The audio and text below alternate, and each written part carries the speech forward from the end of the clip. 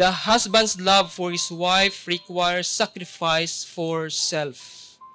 His time, money, energy, and even his own life, just like Christ.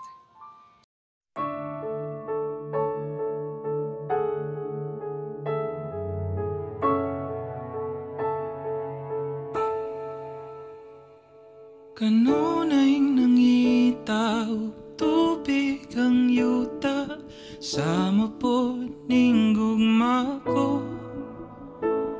Nga kanunay nangamho, mahimamat kong damgo, maangkon ko ang gugma mo. At first, wala lang talaga. Hi, hello lang talaga kami. Nasa Davao siya that time. Kaya kami nag-match. Kasi then after 2 months siguro, nagkita kami dito sa Manila. After that, the rest is history. Nagulat na lang kami. One day dito na kami. Kakasal na. Ug dili ako maimuta, ug dili ikaw akong kauban, ug dili ako mailuna, ug dili. Gabriel Albuera, tinatanggap mo si Paul Vincent Lacsaw na maging kabiyak ng iyong puso hanggang sa huling sandali ng iyong buhay. Opo! Excited talaga si Gab. Mo pahuway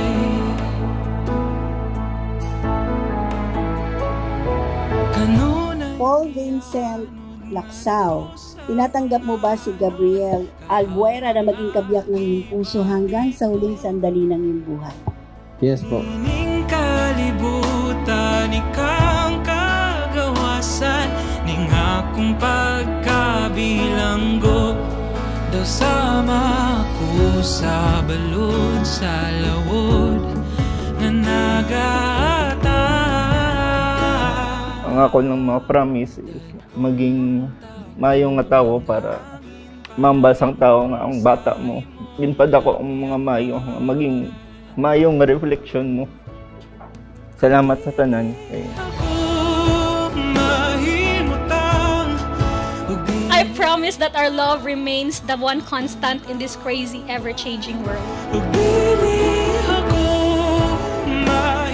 First, honor Christ in your relationship as a husband and wife. Value Him. Make Him the center of your relationship. Develop a close relationship with Christ. Thank you kasi hindi lang ako yung minahal mo, kundi kasi single mom ako. So, mahirap for me, for a single mom, na maghanap ng someone. Inayaan lang namin yung parang tinatawag na situationship.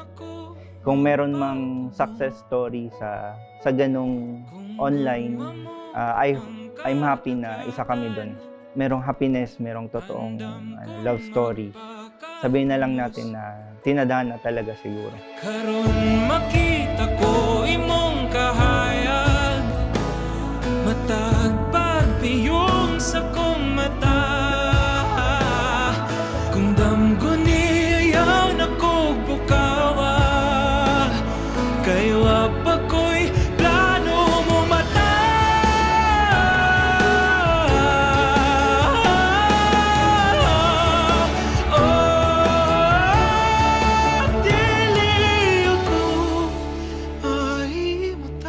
I will do my best to become the best version of me.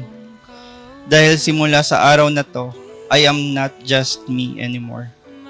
I am also your husband, Jacob's dad and best friend, and the father to our future kids. your love, makita namin na yung love mo is totoo. You accepted Abby. Okay? And that is real love. That is the love of Jesus Christ. We are not worthy of His love, but He loved us unconditionally. mo pa huway